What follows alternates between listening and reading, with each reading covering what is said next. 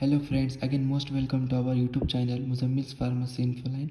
आज हम देखेंगे एनडीडीएस का unit 4 that is nano technology and its concept. इसमें हम कवर करेंगे लाइपोसोम्स के बारे में और मोनोक्लोनल एंटीबॉडीज़ के बारे में। देख लेते हैं इसको हम क्या बोलेंगे, टारगेटेड ड्रग डिलीवरी सिस्टम।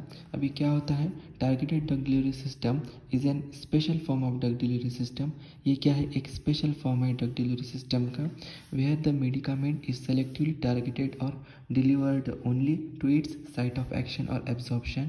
इसमें क्या किया जाता है, जो भी मेडिकेशंस लेंगे हम वो ओनली टारगेटेड साइट के ऊपर ही एक्ट करेंगे and not to the non targeted organs और टिश्यू और सेल्स। मीन जो भी नॉन टारगेटेड ऑर्गन्स हैं वहाँ पे ड्रग एक्ट नहीं करेंगे। Targeted drug delivery system seek to concentrate the medication in the tissue of interest. Means जो भी हम ड्रग लेंगे वो ओनली टारगेटेड ऑर्गन में ही कंसंट्रेट करेंगे while reducing the relative concentration of medication in the remaining tissue, so it improves the efficacy and reduces the side effect. Let's see the components of targeted drug delivery system. First one will be the target. अब target क्या होता है, target means any organ or tissue or cell which requires the treatment and drug carrier और marker. Means targeted drug delivery system को एक requirement होती है carrier की टू डिलीवर और transportation of drug at a particular receptor. So these carriers are the molecules responsible for the fruitful transportation of drug to the targeted site. Let's see the advantages of targeted drug delivery system. First one will be the toxicity of drug is minimum. इसमें drug की toxicity भी कम होती है। Lower the dose of drug is required, इसमें dose of drug भी कम लगता है and bypass the hepatic first pass metabolism और इजी टू एडमिनिस्ट्रेशन, लेने के लिए भी आसान होता है। Let's see the disadvantages. Difficult to maintain the stability of dosage form. इसमें जो भी हम डोसेज फॉर्म प्रिपेयर करेंगे उसकी स्टेबिलिटी मेंटेन करना एक बहुत ही डिफ़िकल्ट टास्क होगा। Drug deposition at targeted site, means इसमें ड्रग का डिपोजिशन भी हो सकता है टारगेटेड साइट में। व्हाट इज़ टारगेटेड साइट, इसको हम ऑर्गन भी बोलेंगे, टिश्यू भी बोलेंगे और सेल भी बोलेंगे। It is an expensive, means targeted drug delivery system ये एक बहुत ही एक्सपेंसिव मेथड होती है। अब देखेंगे हम फार्मास्यूटिकल कैरियर्स।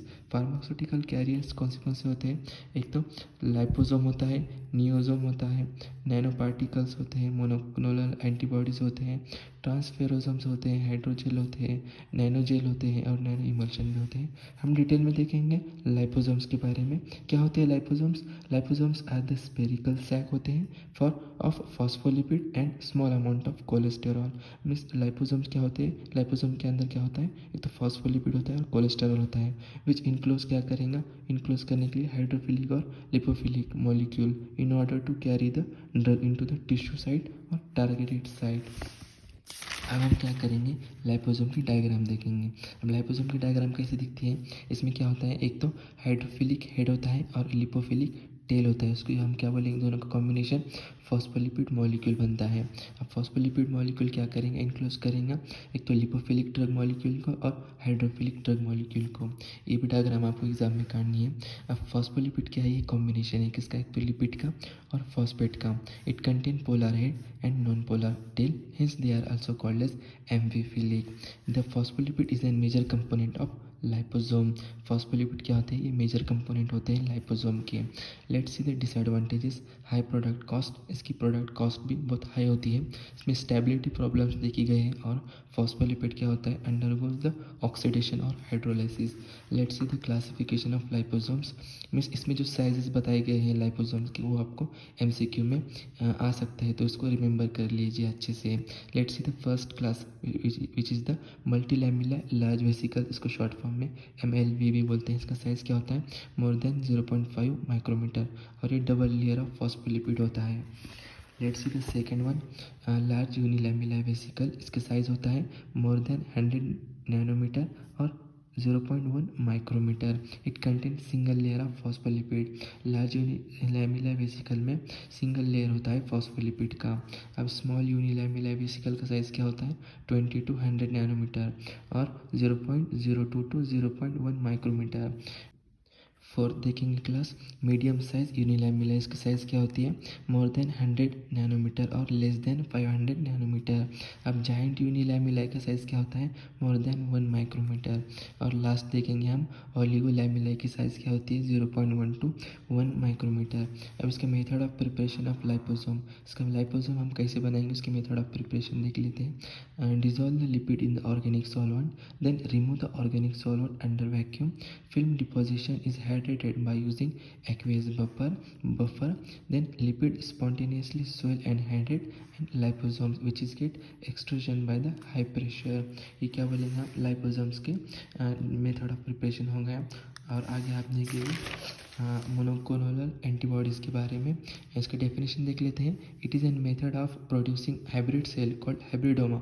इसमें हम क्या कर रहे हैं एक हाइब्रिड सेल प्रिपेयर कर रहे हैं, तो उसी को हम क्या बोलेंगे हाइब्रिडोमा बोलेंगे। In this technique we are doing the fusion of two cells, इसमें हम क्या कर रहे हैं दो सेल का फ्यूजन कर रहे हैं। First cell is an antigen antibody specific beta cell and second one will is the myeloma cell. So by combining this two cells we will get an better hybrid cell. Means हम क्या कर रहे हैं एक तो antigen antibody specific beta cell को और myeloma cell ही कैंसर सेल होते हैं, इसका कॉम्बिनेशन करके एक नई तरीके का सेल एक इसमें से हम डेवलप कर रहे हैं जो कि उसके बेटर क्वालिटी होंगी।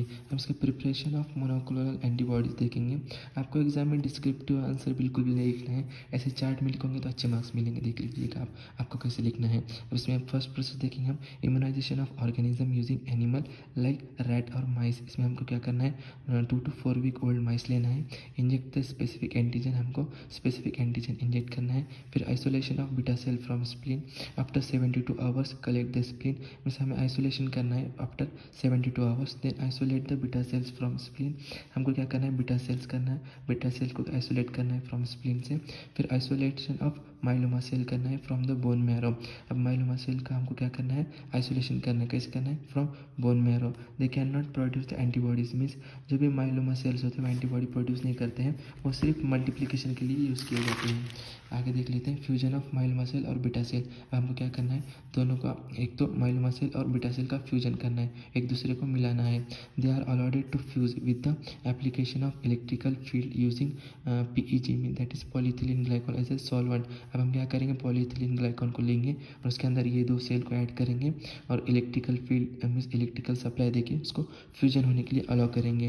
Let's see the selection of H medium essential for the nucleotide formation. Means हमको क्या करना है H मीडियम लेना है, वो क्या होता है न्यूक्लियोटाइड फॉर्मेशन के लिए एसेंशियल होता है। फिर formation of new hybrid cell होगा, उसमें अनफ्यूज्ड स्प्लीन सेल होंगे और फ्यूज्ड स्प्लीन सेल्स भी होंगे और अनफ्यूज्ड माइलोमा सेल भी होंगे और फ्यूज्ड माइलोमा सेल भी होंगे। इसमें क्या करेंगे बीटा सेल डेथ होंगे और ये भी माइलोमा सेल भी डेथ होंगे, लेकिन जो हाइब्रिड सेल होंगे वो उसमें सिर्फ सर्वाइव करेंगे। तो हम जो भी हाइब्रिड सेल उसमें सर्वाइव किया है उसको प्यूरिफिकेशन करना पड़ेगा। Purification of produced antibody cell by ion exchange chromatography.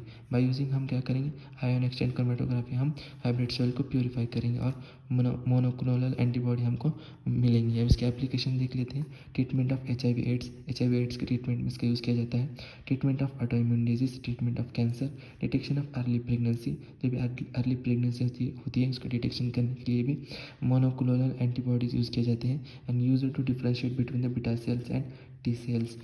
Hope so आप सभी को ये सब समझ आया होगा। If you like this video then don't forget to subscribe my YouTube channel. Thank you.